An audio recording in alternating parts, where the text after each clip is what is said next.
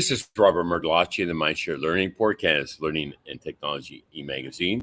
And welcome to this week in Canadian EdTech MindShareTV podcast in conversation with Dean Dilson Rassier of McGill Faculty of Education and co-chair of the Canadian EdTech Leadership Summit for a sneak peek at why you should attend. We're going to talk about future-proofing learning. We currently have an early bird special. Thank you for joining me, Dean Rassier. It's my pleasure to be here. Thank you, Robert. A little bit about Dean Rassier. He holds a Canadian Research Chair in Muscle Biophysics and is a professor in the Department of Kinesiology and Physical Education. Dr. Rassier's research interests focus on muscle physiology, biophysics, with a special interest in molecular aspects of muscle contraction in health and disease. Wow, that's a pretty fascinating area of research and very important, Dr. Rassier. Yeah, indeed. It has been several years since we have been involved with this area of research, trying to understand. What sparked your passion in this? Yeah, it has been many years that we have been doing research in this field, and the main goal is to understand the molecular or cellular mechanisms of muscle contraction in health and disease. And we have been doing a lot of progress in that research in the past years, and we've been sharing the results that we have in publications, in scientific journals, and it's fascinating how this area has advanced in the past years. Well, as an aging athlete, I might be interested in some of that research that you have to try to optimize my performance as a baby boomer playing hockey 3 times a week. Absolutely. I mean, I'm sure that we have very interesting results to share with you if you want to talk about that. It's a good segue, and congratulations on being named number 1 university in Canada this past spring, and the recent major gift in the area of sports sciences. Perhaps you can talk to us a little bit about what that means to the faculty and to the researchers. Yeah. So, Robert, I guess you mean the gift that was just announced last week, and that's correct. A gift of $29 million that we got from a philanthropist, Sylvan Adams, to actually build a sports science institute. It will be, we believe, one of the largest sports science institutes in the world. We aim at actually performing research there to understand human performance, and of course that helps us also to understand health. How we can have a healthy living, a healthy aging, and therefore we're very excited. It is transformational for us because Fantastic. It's going to make the Department of Kinesiology and Physical Education and the Faculty of Education and McGill, of course, a major hub for sports science research in the world. And that was an alumni, if I'm not mistaken, that made the contribution. It was not an alumni, but it was somebody who has been very connected with McGill. People from his family have come to McGill. Okay. And he, of course, knew of the excellence of the research that we do in the Department of Kinesiology and wanted to collaborate with us. So this is part Brilliant. Of a collaboration that we also have with Tel Aviv University, who's also building a sports science institute, and that's going to be a great collaboration for us. So you have a lot going on. You have the faculty building refresh you did. The pandemic provided an opportunity to make it a least disruptive renovation. Yeah. That was not done in isolation. Perhaps you can share a little bit about the process, because the design thinking and the partnerships and the collaborations with your faculty and the administration, it really takes a village to transform, doesn't it? Yeah, we're very proud. So we were able to renovate several spaces that we have in the faculty, and several of these spaces are going to be common learning spaces with a high tech equipment for our students, for our professors, for our researchers. And as you said, what made this project very special, a space that we are hoping to show actually for those who attend the the meeting in a few weeks to come. What made it very special is that the whole space was designed with input from different stakeholders, with input from professors, from researchers, from the management personnel, from our faculty, from the students. So it's a truly collaborative effort, and the result is spectacular. It's a first-class learning. And as you see in our background, the tools, the colors, it really makes an impact on your mindset, on the psychology of learning. Yeah. And it certainly inspired me to want to host our 13th Canadian EdTech Leadership Summit. And I'm just going to bring up our website. There's 40 days to go. It's hard to believe it's already 40 days to go. I remember when it was 100 days to go. But the momentum is building. We're grateful of our partnership. And really, it speaks to your commitment to this area of technology and innovation and change leadership and transformation. And you have plans for an EdTech office as well that you're planning.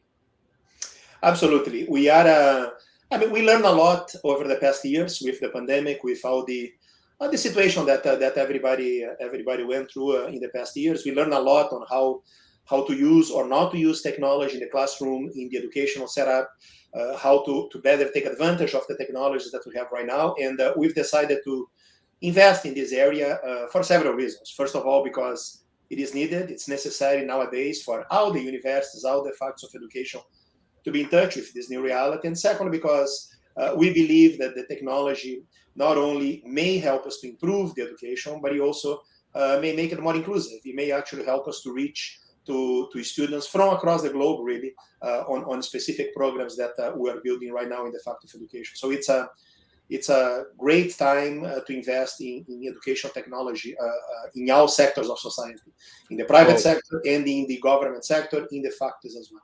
Well, we're grateful of our partnership and understanding the state of EdTech, given the pandemic that we've been through. There was a lot of criticism around, it didn't work, but we were in a crisis, and I remind people of this on a regular basis because the media wasn't very kind to education leaders and EdTechs because they always look for the negative. And I think during a crisis there was a lot of positives, and hence the inspiration around the theme of the summit is driving innovation through evidence-based research, which that is your wheelhouse. You've got the researchers, and it's a good segue to perhaps talk a little bit about some of our presenters and speakers at the summit. We're very honored to have an esteemed group, Dr. Tracy Burns, who is the senior analyst at the OECD on secondment in Washington, as a distinguished research fellow at the National Center of Education and the Economy, who incidentally is a McGill graduate, an alumni. So what a small world. And she will bring a global perspective on the state of EdTech. They've done a lot of research on what's been working around the different countries. And of course, Phil Cutler, who's also on your board of advisors now, a proud graduate of your program in the Faculty of Education. And, he just hit unicorn status as a startup after 5 years, winning our startup challenge as part of this conference. And we're so thrilled to have him as our closing keynote. And of course, why don't you talk to us a little bit about Peter Bolita? How many years has he been part of the McGill ecosystem as an alumni? Because he's another proud graduate. Yeah, he finished his degree at McGill, and of course he went to develop his own path in the private business. Now a very influential leader in the educational technology worldwide. And Peter has been he's actually the chair of our faculty advisory board for several years now. Peter has been instrumental in actually advising us on how to advance the education technology sector, and of course is supporting us very much so as well in the development of this new office for EdTech. So it's a pleasure to have Peter as part of this conference as well. Fantastic. And talk to us about Susan Lajoie. She's going to be speaking about her research around partnerships, successful partnerships in education. And she happens to have been on my advisory board in the past and one of your faculty members.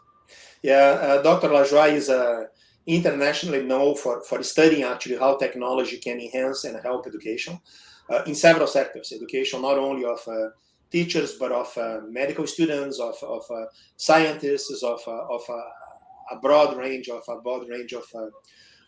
educational settings. So she has the experience that we are really looking for in this conference. That is how to use evidence-based research, evidence-based data to actually promote and improve educational technology.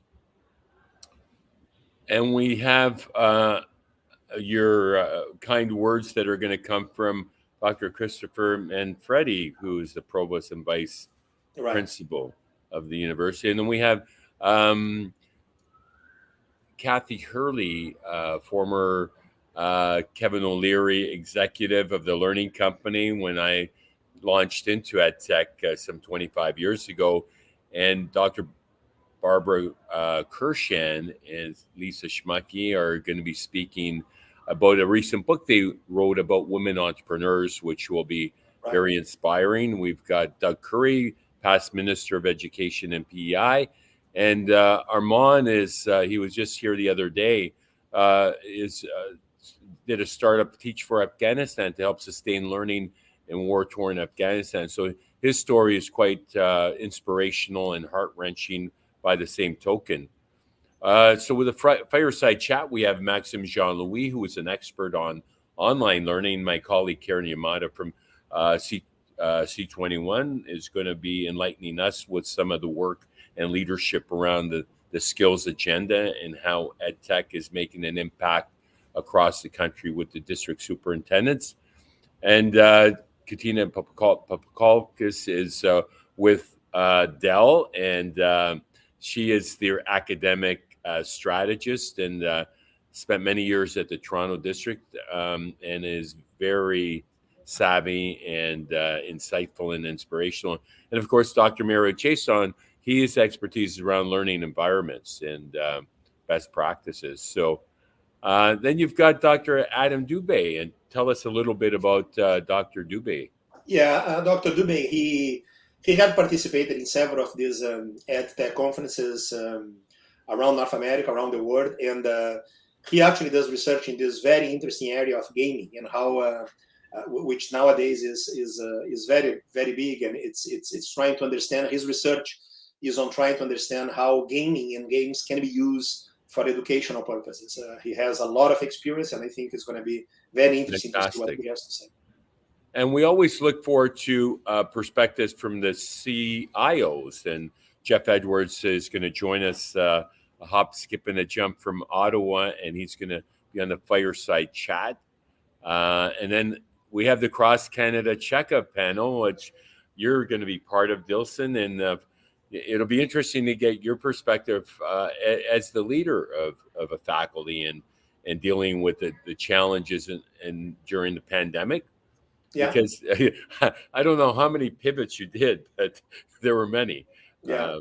No, but I'm looking forward to be part of the panel and to hear what my colleagues have to say as well. I mean, a lot of very experienced people to share experiences with us. Yeah, and then we got Peter Singh from the Toronto District School Board, who serves as their CIO, and Amanda Rose won our National Schools of the Future Challenge, and she's with the Peel District School Board, who will give us a perspective on how she empowered the students to create a video that enlightened, the personalized approach to learning and how learning is different today, and the agency that they were given and how that inspired the kids to win a national contest. Of course, Steve Brown is a bit of a legend in the EdTech industry with the work that he does at Nelson and Edwin.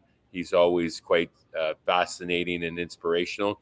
And we're really fortunate to have Sophia Mendoza. They just had a ransomware attack in LA Unified. So she'll be able to give us some real-time insight into how they've grappled with that challenge. And of course, Sean Young from Classcraft and president of EdTech Quebec, who is partnered with us there. And we're super excited to have them on board as well. And, perhaps we can highlight some of the sponsors, because to make this possible, it doesn't happen in isolation.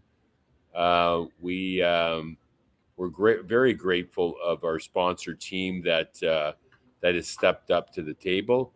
And I'm just going to pull that up here in one moment.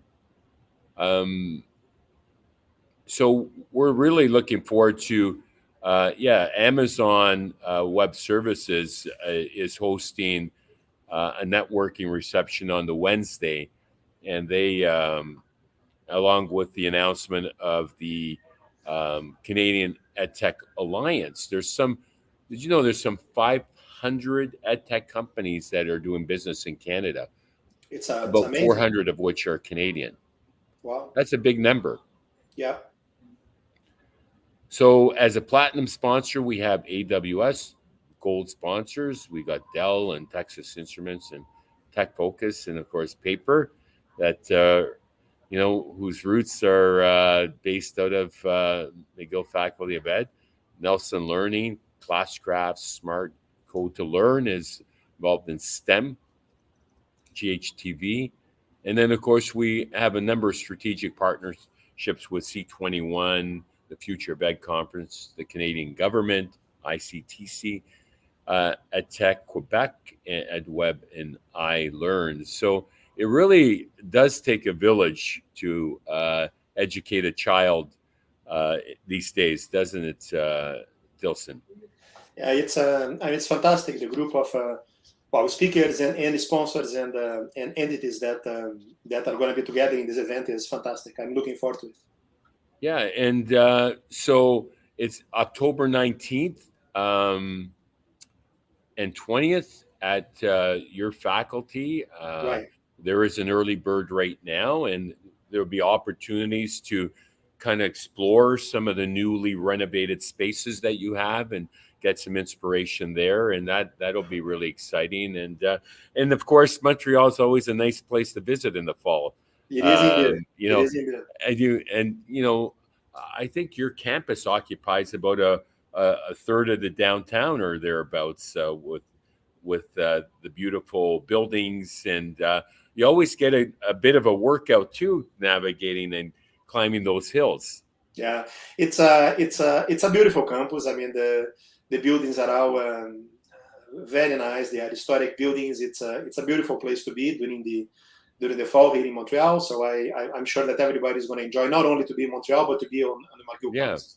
And it is very international with our speakers and the folks that attend. So we encourage you to register early to take advantage of the early bird special that ends on September the 15th. Happens to be my anniversary date, the 32nd wedding anniversary. So pretty excited about that. But Dilson, I know it's Friday afternoon. You've got a lot going on. How are things settling in this year with back to school, by the way? I hope a better sense of normalcy. Yeah, it's going very well. I think that most students, most staff, professors, they are looking forward to come back to campus to have the social life on campus. It's like I said, it's a beautiful campus, it's a beautiful university. So I think it's everybody was looking forward to come back. So far has been very, very nice. Quite amazing actually how the campus is alive, how everybody is happy to be back. So we are looking for a semester that's going to be very good for everyone. Well, with that, thank you so much for your time thank you. This afternoon, Dilson.